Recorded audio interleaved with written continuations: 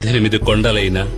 ఎంజిపారమల, కాళేకట్టిమల, పుదుచ్చేరిమల, కరిమల, తలైపారామల, దేవరమల, శ్రీపాదమల, మైలాడుమల, మాతంగమల, కాల్కిమల, సిట్రంబలమల, సుందరమల, నాగాంబలమల, గౌండమల,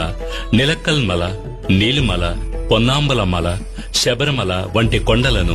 18 మంది దేవతలైన వినాయకుడు, శివుడు, పార్వతి, కుమారస్వామి, బ్రహ్మ, విష్ణు, రంగనాథుడు, కాళి, యముడు, సూర్యుడు, చంద్రుడు, కుజుడు, బుధుడు, బృహస్పతి, శుక్రుడు, శనీశ్వరుడు, రాహువు, కేతువు అనే దేవతలను 18 తత్వాలైన చూడడం, వినడం, సువాసన, రుచి, స్పర్శ, కామం, దురాశ, క్రోధం, లోభం, మోహం, మదం, మాత్సర్యం, డాంబికం, సాత్వికం, రాజసం, తామసం, విద్య, అవిద్య వంటి గుణాలను తెలియజెప్పే విధంగా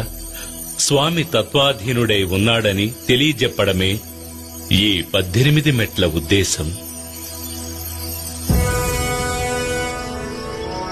ఆలయ నిర్మాణం పూర్తి కాగానే అయ్యప్పకు ఎటువంటి విగ్రహం ఏర్పాటు చేయాలనే సమస్య వచ్చింది.